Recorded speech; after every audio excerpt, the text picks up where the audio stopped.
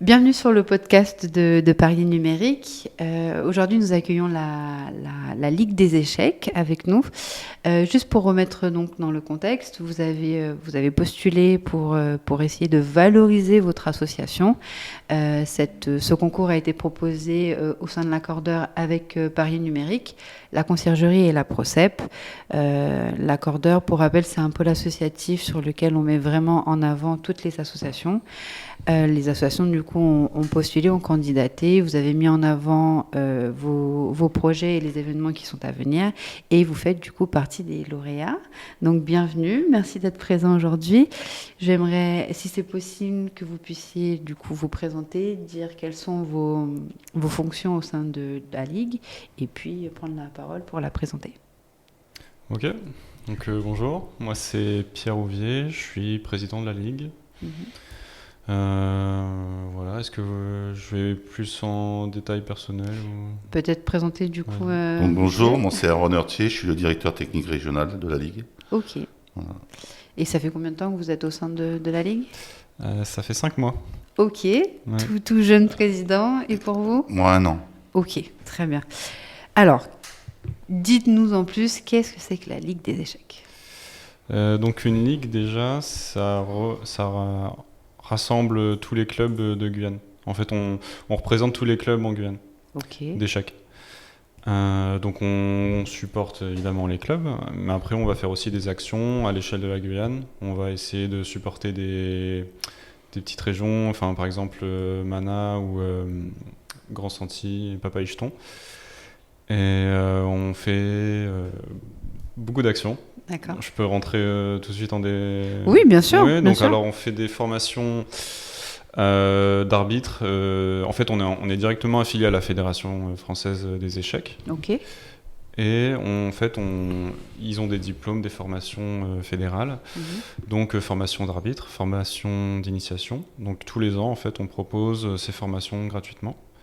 Et ces formations, elles se font en Guyane ou Oui. il faut se déplacer, Non, partir en c'est ici métropole ? même. D'accord, ok. À l'accordeur. Donc ces formations, voilà, c'est un diplôme. Ensuite, on organise des tournois tous les 2 semaines. Ok. Ouais, des tournois, certains sont homologués, donc vous avez un classement qui est national, qui est représenté en métropole aussi. Des championnats de Guyane, championnats des clubs. D'accord. Après, on aide aussi, on fait des ventes et des dons de jeux. Si vous avez besoin de matériel, d'échecs, on peut vous aider pour ça. Ok. Que ce soit des écoles, des maisons de quartier, des clubs. Du coup, nous, notre objectif, c'est de former on essaye d'agir directement dans les écoles dès le plus jeune âge, dès 5-6 ans. Ok. Donc, on forme les enseignants pour on les accompagne dans des projets. Donc, vraiment, les enseignants dans les écoles, vous les formez. Ok, d'accord. Ouais. Et ça, c'est quelque chose qui se fait depuis combien de temps, en fait ? Depuis 4 ans maintenant. Depuis que je suis arrivé, en fait, j'ai lancé l'idée. Ok. Donc, on forme, comme on veut toucher les élèves, on forme les enseignants qui ensuite, eux, vont travailler dans leur classe avec les élèves. Alors, soit sur un projet de classe, soit sur du temps hors temps scolaire pendant la pause méridienne. Et ensuite, on organise chaque année, on organise des tournois internes dans les écoles, des tournois inter-écoles en fin d'année. Ok, donc vous disiez, Pierre, vous allez vraiment toucher au plus jeune âge, donc vous disiez 5-6 ans, c'est bien ça ? Oui, maternelle, oui. Ok, vous pouvez nous donner un petit peu comment ça se passe ? Parce que bon, à 5-6 ans, je veux dire, les échecs, moi personnellement, j'ai toujours vu que c'est quand même quelque chose où il faut savoir maîtriser, avoir un peu de logique, avoir des stratégies. Comment à 5-6 ans, un enfant, vous l'initiez ? Alors, on n'est pas autant poussé, mais comment vous l'initiez vraiment dans ces jeux, dans cette réflexion ? Souvent, à 5-6 ans, on est encore dans l'apprentissage, mais on est beaucoup dans le jeu. Comment vous faites ? Alors, moi, un de mes enfants a 5 ans et il joue aux échecs. D'accord. Et tous les soirs, je joue avec lui. Alors, en fait, quand on fait l'apprentissage avec des enfants de 5 ans, on y va vraiment doucement. On peut passer 1 semaine, voire 2 semaines sur une seule et même pièce. On ne fait pas toutes les pièces en même temps. Donc on y va vraiment doucement. On essaye de contextualiser en leur racontant des histoires sur les pièces, des histoires, des contes sur les pièces, pour qu'ils rentrent vraiment dans l'univers des échecs. Et après, on a toute une progression là-dessus et on travaille pièce par pièce. D'accord. Ça veut dire qu'au début, quand ils jouent, ils ne vont pas jouer avec toutes les pièces. Voilà. Mais en fin d'année, ils arrivent à jouer avec toutes les pièces. D'accord. Et à partir de cet âge-là, vous faites aussi des petits tournois? Oui, bien sûr. En fin d'année, oui, bien sûr. Ok, au sein des écoles Au sein des écoles, oui. D'accord. Et les tournois, par contre, qui sont hors domaine scolaire, est-ce qu'il y a un certain âge ou c'est pareil, c'est ouvert depuis 5-6 ans? C'est ouvert à tout le monde, oui. Ok. Donc c'est Y a pas d'âge. 5-6 ans jusqu'à... Ouais, 70, 80, pas de limite. D'accord. Est-ce qu'il y a des événements qui sont déjà passés ou qui sont à venir sur l'année 2025? Donc on a passé beaucoup d'événements, oui. On a fait championnat, donc il y a différents championnats en Guyane. Il y a, en fait, aux échecs, on joue avec une pendule, donc il y a différents temps. Parfois c'est 5 minutes, donc partie plutôt rapide ou des parties longues. Là on a fait les tournois en partie rapide, et on va faire le tournoi en partie lente bientôt. Événement à venir, il y a aussi la venue d'un grand maître, Sami Choker, qui va venir en Guyane pour nous aider à progresser. D'accord. Sinon, tournoi académique, donc, qui va regrouper jusque 200-400 élèves de cycle 2, donc cycle 3. Et il y a aussi les tournois inter-collège, inter-lycée. La personne qui vient, du coup, elle est d'où? Elle est de métropole? Alors, c'est un grand maître franco-égyptien. Okay. En fait, il a vécu à Trois-Sceaux. Donc, il a vécu un peu en Guyane.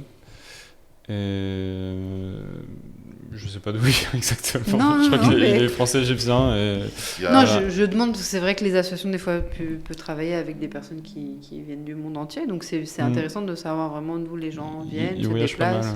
Il y a aussi un événement auquel on a participé en octobre dernier, c'était les fameux IGG, les Inter-Guyane. D'accord. On a rencontré les équipes de Guyana, du Suriname, et donc c'est des tournois par équipe, et on remet ça l'année prochaine, au mois d'octobre, ils ont lieu. Septembre, je crois. Septembre, c'est au Guyana. C'est au Guyana. C'est au Guyana cette année. Ouais. Voilà, donc on y participe aussi, parce que les échecs, depuis 2000, c'est un sport, même si c'est un sport cérébral. C'est un sport. C'est reconnu comme un sport. J'en viens à cette question. Alors, pourquoi sport et pas, on va dire, un jeu, voilà, ludique? Alors là, c'est des critères assez précis, mais on relève des faits assez intéressants. Il y a par exemple, il y a déjà eu des morts, par exemple, dans des tournois. D'accord. Il y en a qui perdent beaucoup de poids, il y a un stress. Ouais, c'est assez intense en fait. À haut niveau, ça peut être très intense. Alors, comment on fait par exemple pour essayer de pallier à ce stress? Il y a des gens qui accompagnent, il y a des exercices. Les professionnels, ils ont des coachs, des psychologues, ils ont des suivis, c'est très strict. Ouais. D'accord. Parce qu'une partie, par exemple, on parlait du championnat partie longue, une partie peut durer 2 heures. Et donc pendant 2 heures, on a le rythme cardiaque qui monte. Donc on a besoin vraiment de pour se calmer. Etc. Oui. Il y a en général, quand je vois un peu les tournois d'échecs, j'entends que c'est toujours très calme, etc. Mais avec ce stress, est-ce qu'il y a il y a une musique, il y a quelque chose pour pouvoir mettre dans une ambiance, ou c'est vraiment toujours... C'est interne à nous-mêmes. Pas de musique pendant les tournois, on n'a pas le droit au téléphone. Oui. Donc c'est nous-mêmes qui... Et des fois, il y a des cris. Ah oui. Ça peut arriver. Ouais, des fois c'est dur. Émotionnellement, parfois c'est très dur. D'accord. Vous continuez à pratiquer, à faire des grands tournois également, vous vous déplacez? Ouais. Oui. Moi, si j'organise ça, c'est parce que j'aimerais y participer. Je participe, oui. D'accord. Vous aussi? Oui. Vous continuez?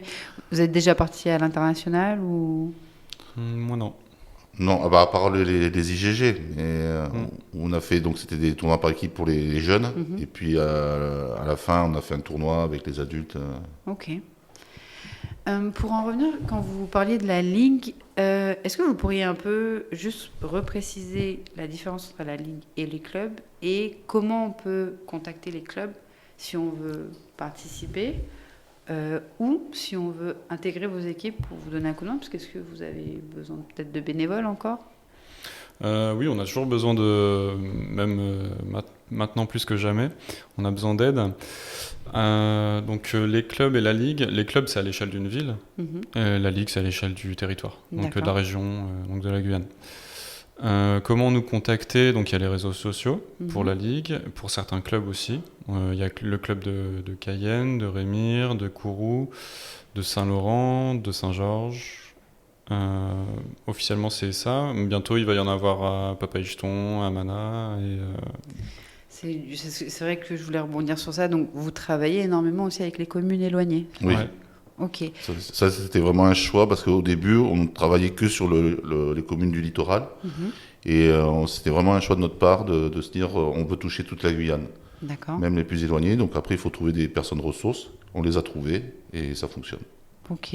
Est-ce que donc il va y avoir des tournois dans chacune de ces communes? Est-ce qu'il y a un regroupement qui permet que toutes ces communes-là puissent se retrouver sur un des tournois? Ce qu'on appelle les championnats de Guyane. D'accord. Donc soit en partie rapide, soit en partie lente. Donc en fin d'année, généralement sur 3 jours. Chaque année, sur 3 jours, on fait ça. Donc ça fait à peu près 6 heures de partie par jour pendant 3 jours. D'accord. Et donc chacun viennent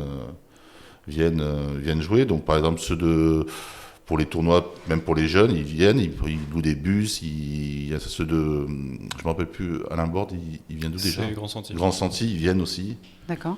Donc on essaye vraiment de toucher tout le monde et aider tout le monde. Ouais.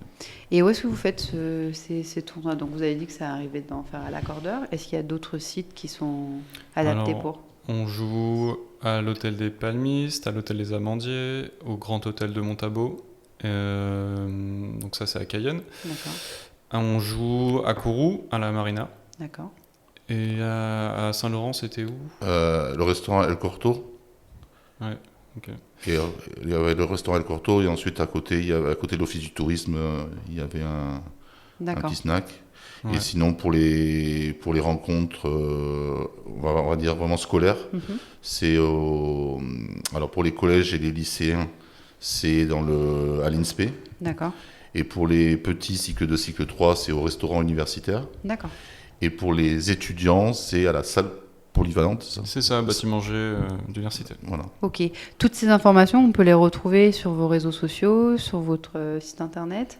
Ouais, on a un site internet, c'est Instagram, Facebook.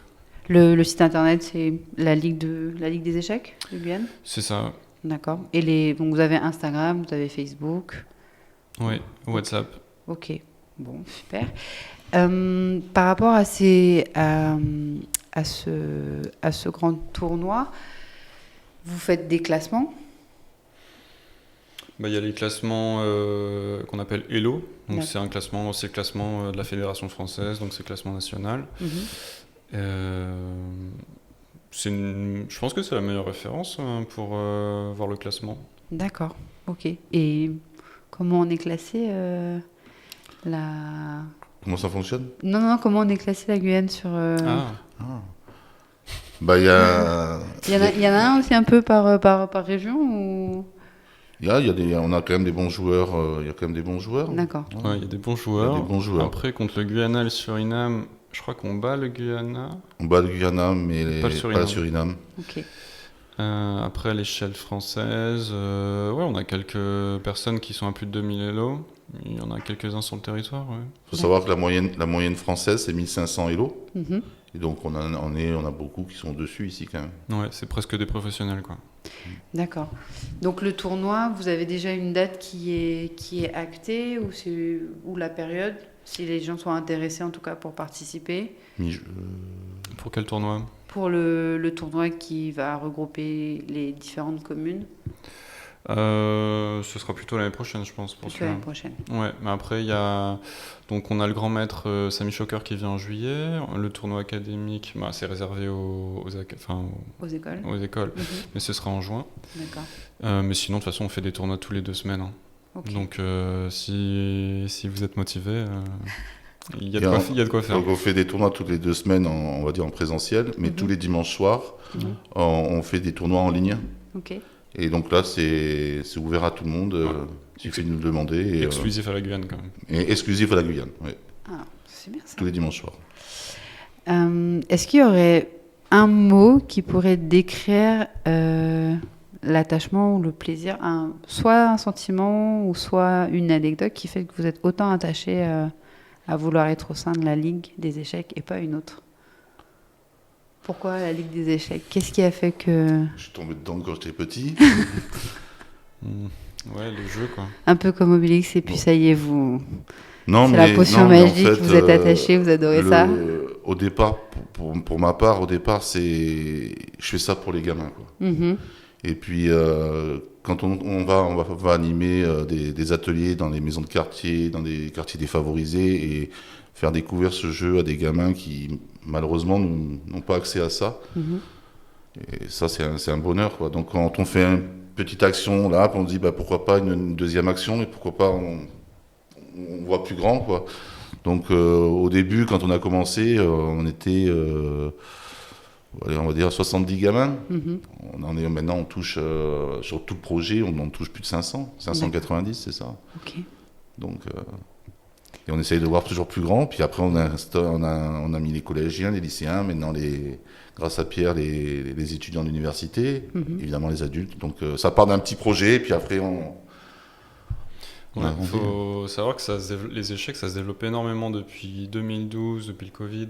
Ça a augmenté, mais très très fort, ouais. Fois 100, je crois qu'il y avait 1 million de joueurs sur la plateforme chess.com en 2012. Aujourd'hui, ils sont 100 millions. D'accord. Donc, c'est à la mode, les jeux. Et donc, il y a un peu ce côté jeune qu'on cherche à développer. En fait, c'est un peu aux jeunes de faire les choses, quoi. D'accord. Dans ce milieu. Si vous avez un dernier mot pour clôturer ce podcast, qu'est-ce que vous aimeriez dire aux auditeurs pour venir vous rejoindre? Venez essayer. Ouais, c'est moins inaccessible que ce qu'on pense. D'accord. C'est un jeu, on est là pour s'amuser et ça apporte plein de choses qui sont utiles au quotidien. On a beaucoup d'études qui montrent une liste très longue de tous les bienfaits que ça apporte de jouer aux échecs. Après c'est des émotions, c'est l'estime de soi, le respect, la concentration, la mémoire, il y a beaucoup de choses. D'accord. Le plaisir du jeu, j'ai envie de dire. Le plaisir de jouer, je sais pas. Bon, écoutez, j'essaierai de venir sur un de vos événements, pourquoi pas, parce que j'y ai joué très peu quand j'étais plus jeune, donc pourquoi pas réessayer. Merci à vous en tout cas. Merci. J'espère que ce petit temps vous a plu. On remercie encore Paris Numérique de nous avoir reçus dans leur studio et puis à l'accordeur de pouvoir nous permettre d'avoir un espace dédié pour ces associations. Sachez que vous pourrez retrouver cette vidéo sur le site de Paris Numérique, donc surtout n'hésitez pas à pouvoir ensuite partager auprès de vos auditeurs. Merci à vous. Merci.